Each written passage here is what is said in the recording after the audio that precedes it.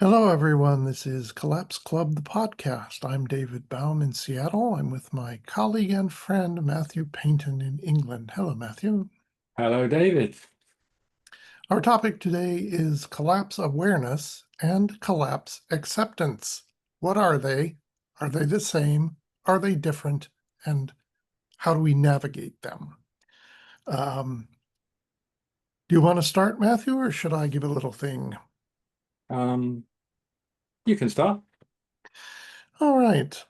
I guess I'll jump to the conclusion. We can work back from there. For me, collapse awareness is knowing that there's a problem, but not knowing what to do about it. And collapse acceptance is having reached a personal conclusion about how you're going to handle it.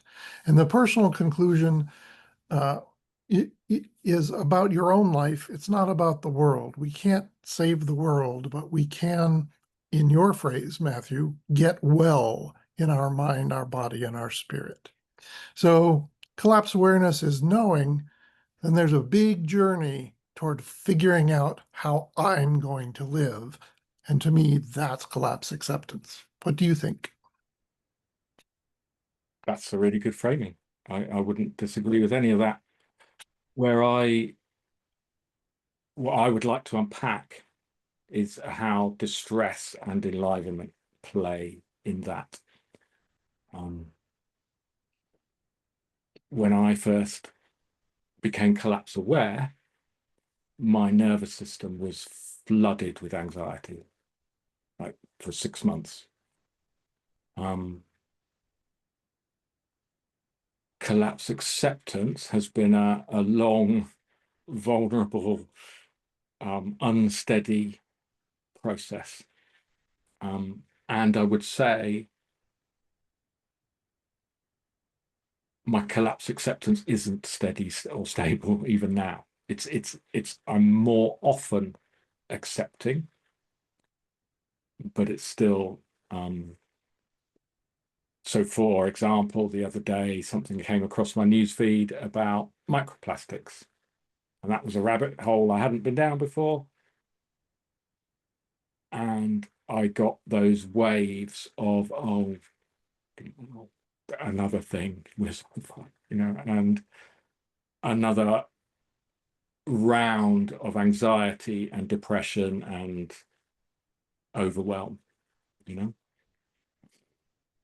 There is an awful lot of bad news. And once you start paying attention, the bad news comes thick and fast. And it can be very distressing, disorienting, can make you feel afraid, uh, sick, sick in your heart, sick to your stomach.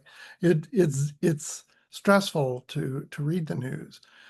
And one of the things that gets me particularly about the online collapse community, if you can call us that, the people who are paying attention and writing about it, is there are some folks who seem to delight in simply cataloging the bad news.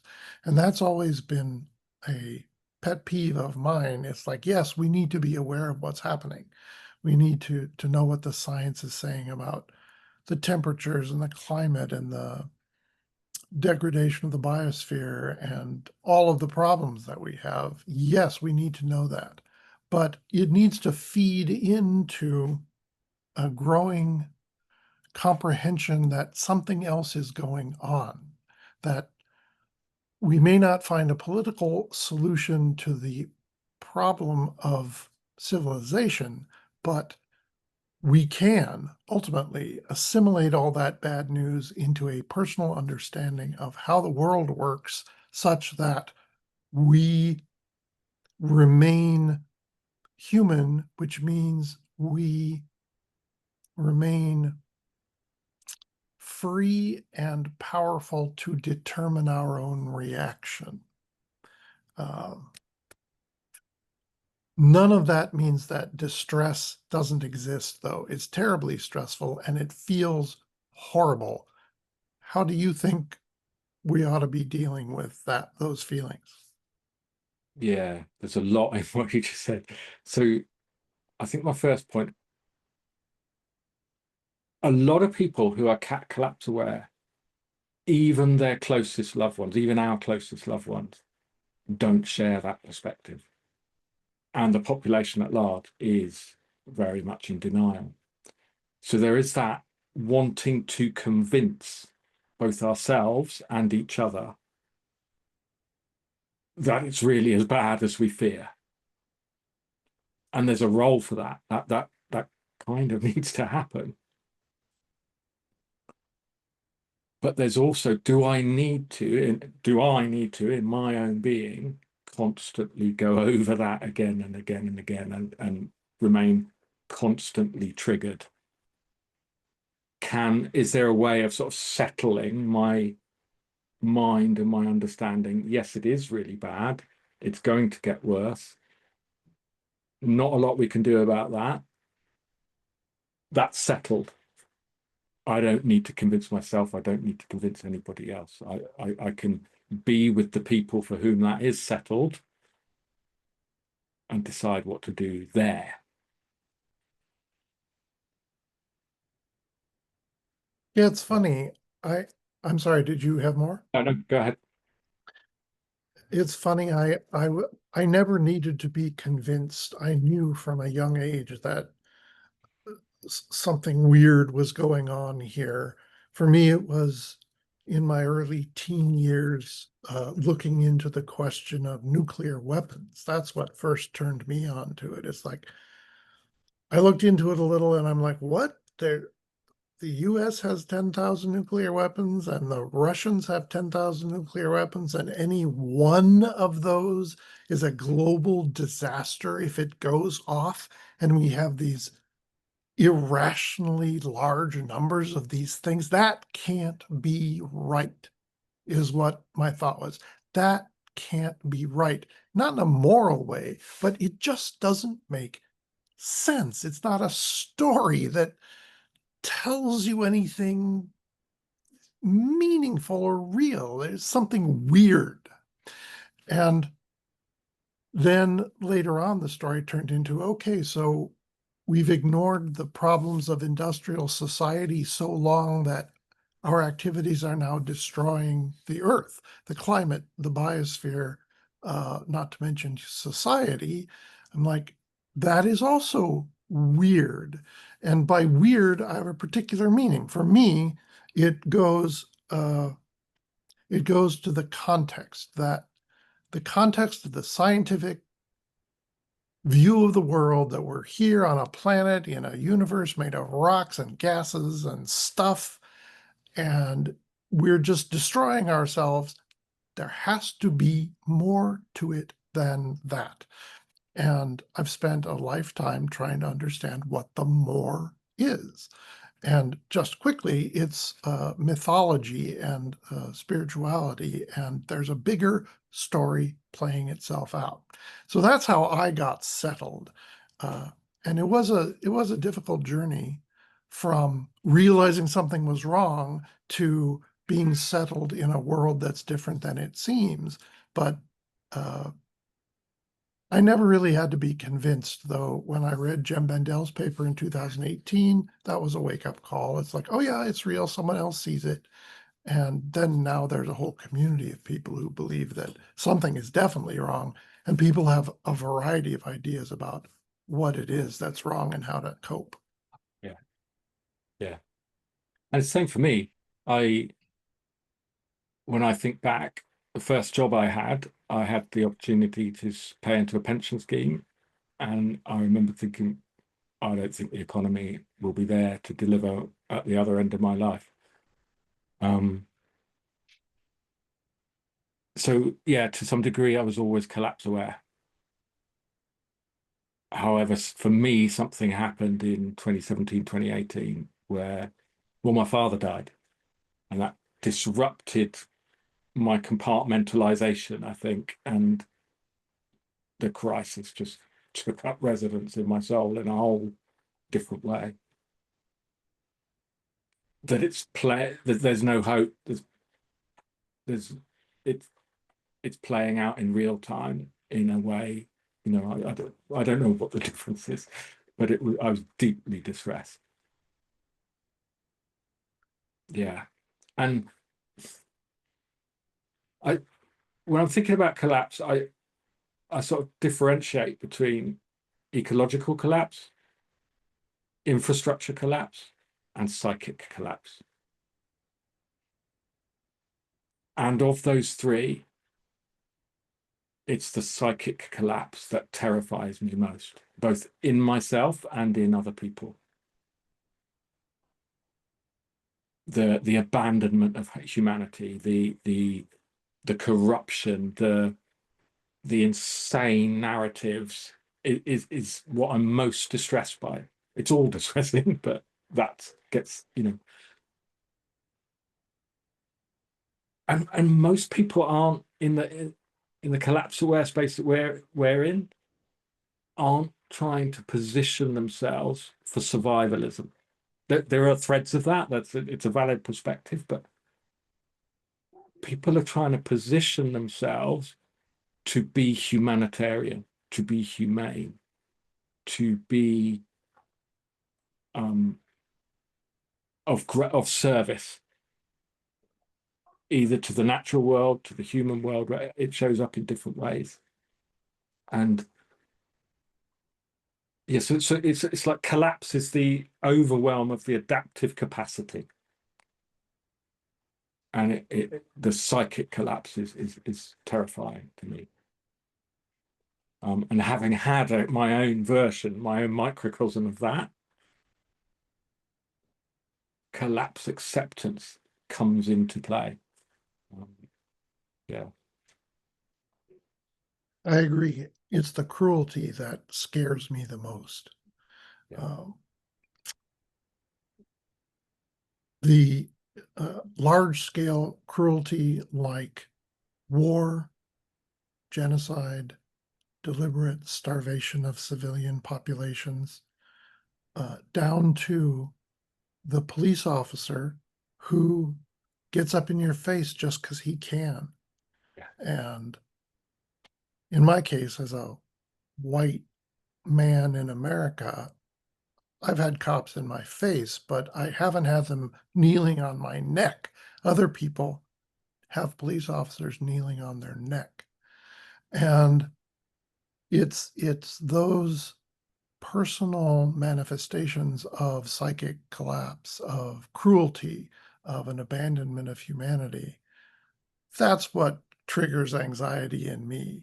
yeah, That's worse than the death of a planet somehow, because the yeah, planet can handle it, yeah, but watching someone get brutalized by a cop is, I can't handle that. yeah, yeah. And so when we think about acceptance, I'm never going to accept that.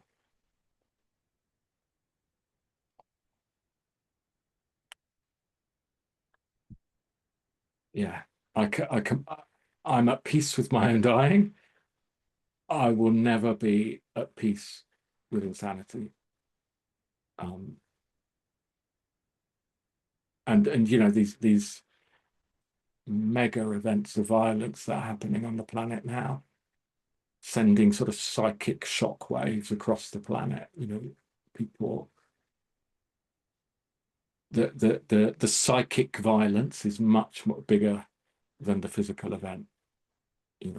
That's bad enough, but it's so how do we find acceptance in there? That's Yes, that let's turn to, I'm sorry, go ahead. so acceptance. Yes, exactly. I was going to Yeah, say, let's turn to acceptance particularly. We want to acknowledge that in our community, there's a person who has been responsible for the sort of advent of the idea of collapse acceptance. That's Karen Perry. You'll find in the program notes a link to her seminal article, The 15 Benefits of Collapse Acceptance, in which she talks about how once you break through and sort of give up the struggle, then you find a variety of benefits that you can live in while in collapse acceptance. And I'll just say the first few: freedom, urgency, presence, gratitude, calm grounding, community localism. So you get the idea that Karen identified some of the benefits that one can access when you do find that settled place, when you've worked through your own distress and resistance to understand for yourself what you think is going on here. And it's sort of it's shifted the conversation. I think it's given people something to compare with and self-evaluate on. Is like, am I just aware or am I accepting? And what does accepting mean? And when it comes into the conversation space, you get a lot of good insights from people about what it means to them and what the process looks like to them. And for me, it's an orientation.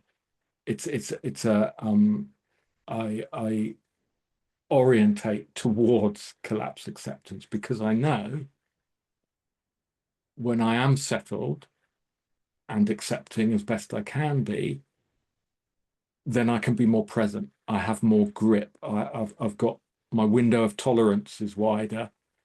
I can identify what's worth doing and show up for it. When I'm in overwhelm or depression or reactivity, that's not the case.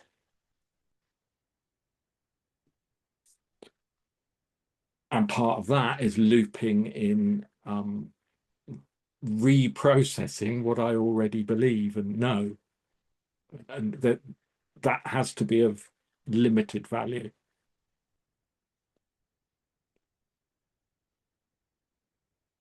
For me, acceptance means recontextualizing my life. The context of my life changes. The context in which human history plays out changes. Because when you look at the story of collapse, I can't stop industrial civilization. I can't stop nuclear weapons from existing, from going off. I can't stop a police officer from kneeling on my neck if it comes to that. But what I can do is change the context in which I view these various manifestations of collapse. Instead of them being part of a history which happens once in time, in a timeline, I look at the greater context of a spiritual universe in which stories are playing out, which are represented by myths and beliefs and religions, which tell us that there is value in each human life, in each human experience. And those of us who are fortunate enough to have at present agency and freedom, that we can make choices about how we are to live.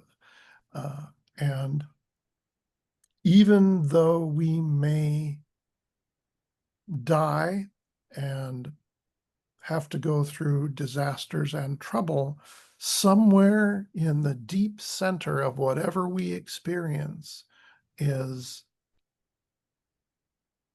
freedom and love and learning how to see through the opaque obstacle of global industrial civilization and the stories we tell about it into that eternal love. For me, that has been my journey of collapse acceptance. Other people don't take such a esoteric or ethereal kind of view. For them, it's about tending the garden, growing some food, helping their neighbors. But people who do find it, they recontextualize their life to discover what's really important. And that, yeah, there's different aspects to the sort of spiritual response that, um, for me, it's like, Sean Kelly mentioned that uh, that humanity, and by extension, the planet, is having a near-death experience. And that's a useful concept for me. I'm having a near-death experience.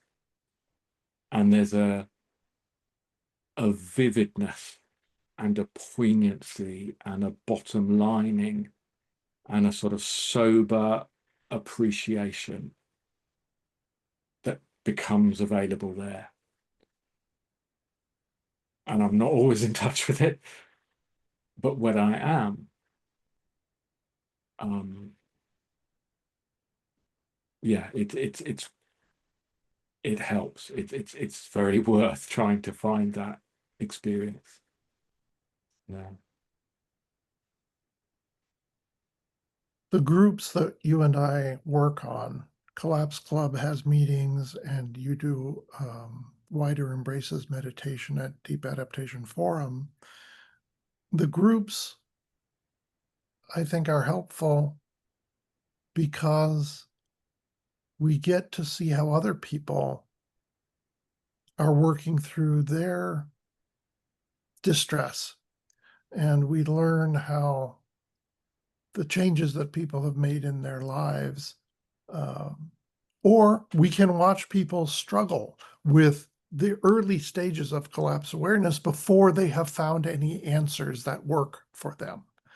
And we can offer encouragement and welcome to the sort of path of searching, because it really is a path of searching. That's all we're doing, in my view, is we're just searching in our lives and in the world that we see for the golden thread that leads to, I don't know, I mean, awakening, okay, these are prejudicial words: awakening, salvation, redemption. And I understand those words are polluted because of the history of religion as we have it in our society. Nevertheless, I think we're searching for awakening and salvation and redemption. And I think those happen. They don't happen in the context of particular names and particular traditions, but they really do happen. And even if it's I'm enjoying my afternoon in my garden having a cup of tea. I mean, being able to really rest in an experience that simple, complete, and beautiful is that's a benefit of acceptance, of sort of really being in the world as it really is. Beautifully put. Yeah. Yeah. So, like I say, my acceptance is, it gets disrupted. It's not steady. And like you say, the thing that brings me back to acceptance again and again and again is circling in groups. And in any group, if somebody mentions the difference between collapse awareness and collapse acceptance, you will get all kinds of insights from people where they are in that process, what it means to them. And I will always learn something. And it that brings that what it is, what acceptance is, that it's different for different people. We're all in the process.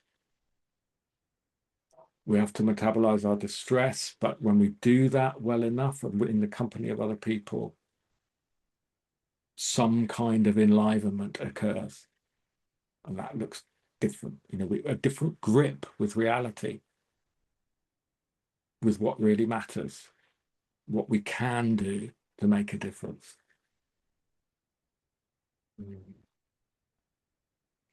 I just want to pick up on what you said about how everyone does it differently. That is so important. And I had to learn that lesson. When I first arrived in the Deep Adaptation Facebook group, I thought that I knew something and that I was going to share, my philosophy and my knowledge of things. And I realized that the hundreds of other people were there. Each one of them had their own knowledge and their experience and the wisdom that they thought was the primary thing to know. And I realized I was not a solo singer, I was in a choir. And I've learned to appreciate the beautiful harmony that Yeah, our community produces. yeah, yeah. And then and that choir, you will have people um on different places on the planet. So that, collapse is showing up differently where they are, um, different age. It's humbling to hear young people um, talk about their experience of collapse and what it means to them, and what's occurring to them, because it's different for us older people, and but then you hear them sharing, we share, and there's this commonality that appears in the space, this meta perspective. We're all in this together. And like you say, the choir, that's the beauty of these shared meetings.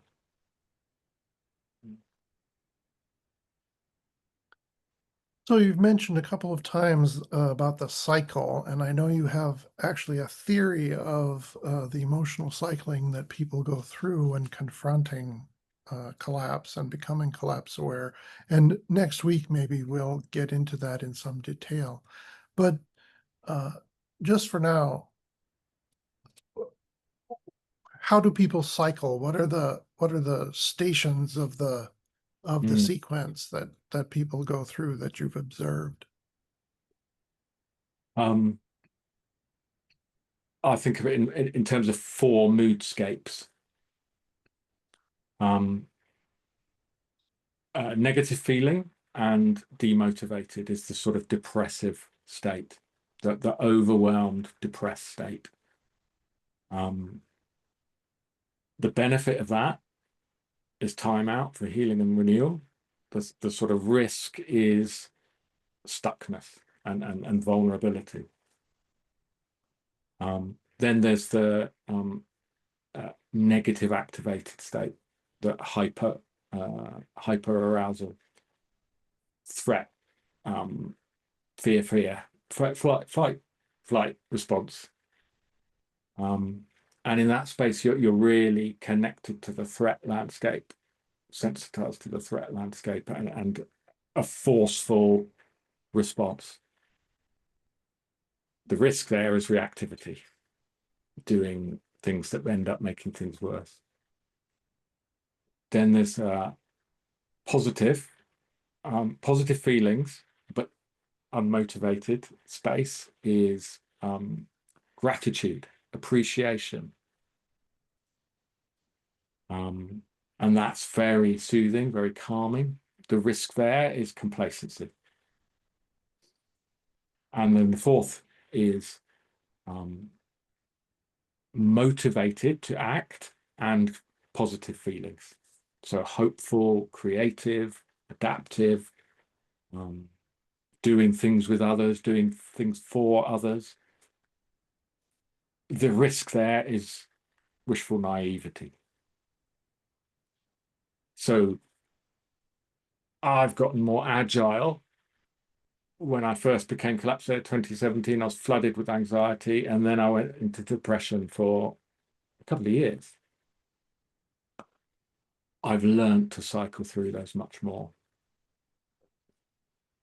And I notice them in other people, but I've become sensitive to where people are in that cycle. Mm. Well, I look forward to discussing that in more detail. For the moment, I want to take that to my own life.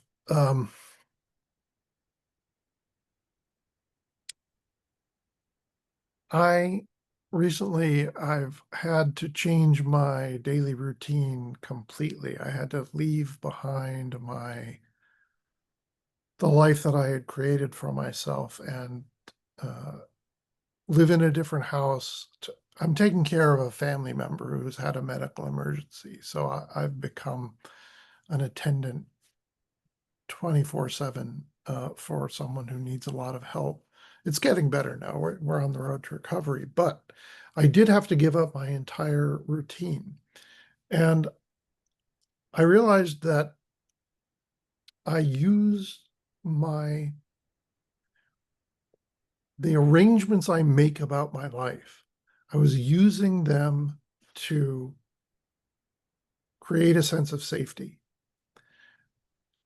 after having given up many other things that gave me a sense of safety, because to move from awareness to acceptance for me has been a process of giving up the idea that I am safe, that I am going to survive, that I'm a permanent fixture of the world, and letting go. And yet, when pressed, I realized I have this remaining entire structure of personality and habit and control that I was using to keep myself together. And for me, it's been exciting. It's been really annoying and very difficult. And in fact, it's working through the distress that you describe. It caused me immense distress to lose my routines. But I find freedom and progress in learning to adapt, letting go, and finding a deeper level of resilience and strength and personality and permanence, as it were, below what I was using. So all of that to say that as we go deeper and as we become even more aware of how things are changing, that we can find ways to be resilient in acceptance. Yeah, beautifully put. And in hearing you say that, what that brings up for me is that homing instinct that comes up a lot in when you're going to give birth and when things are getting threatening, you there's a homing instinct. People who are have more resources often, one of the things that people do when they become collapse aware is homesteading, if they have the resources, if they have access to the land. That's a minority. But there's that homing instinct. Where do I want to be? Am I at home? Is this my home? Are these my people? As the stresses increase, am I in a community that feels like home and will help and support me? And I think that is, a part of this process of acceptance. To in-home, or to kick that off. And I used to be a traveller. It was the favourite thing in the world to just have a bag on my back and go to new places. I don't do that now because of flying, and I have in-homed. It doesn't, it's not going to stop collapse, but it makes me feel safer. It calms my nervous system. So that is something that a lot of people are exploring in this space. Yeah. Well, I think we're coming to the end here. One last thing. You and I are talking on Zoom. We're far away from each other. We have established a bond and a mutual understanding by virtue of meeting many times and talking for hours cumulatively via the internet. You mentioned about people finding a community that feels safe. We, in Collapse Club and Deep Adaptation Forum, we facilitate communities which are online, and we help people find each other and talk to each other and learn about each other via the internet. But one thing that keeps coming up is people saying, I would love to find a community where I live, where I could talk to people like this. And I would love to be working with other people where I live in the real world, to make a community or a home or somewhere to feel safe and supported, uh, right here. But we find that's very difficult for people to do. And it turns out it's not sort of a natural progression of finding out and talking to people online and figuring out what we think the truth is, and to go from that to then turn around and live in a place where that can be real, where it can be manifested in the day-to-day world. Wonder if you have any thoughts about that challenge and that process. Yeah. One thought is that the Deep Adaptation Forum is looking at that right now. There's a sort of major project within the forum to look at how to establish local groups in the real world. So that's a whole process to learn and then disseminate what we learn.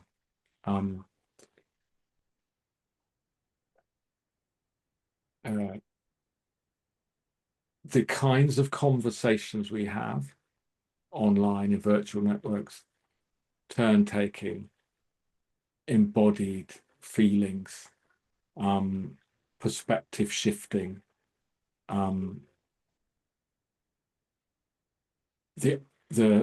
profound art of collective sense making. We model best practice. I think it's one of the things that people really appreciate in this space is that you can have a full-bodied conversation about distressing things with people who may think differently from you, and this, you know, and that is an adaptive skill, and it so learn that, experience that, taste that skill, and that's a skill really valuable for your community to get to grow in confidence about how to hold space in that way with Very family, good. neighbors, whatever. Yeah. Very good. On that encouraging note, I think we'll wrap it up for today. Thank you, Matthew. It's been a joy to talk to you. And to you. Thank you, David. This is the Collapse Club podcast. You can find information about our meetings and other resources in the episode notes. Until we meet again, farewell. Bye-bye.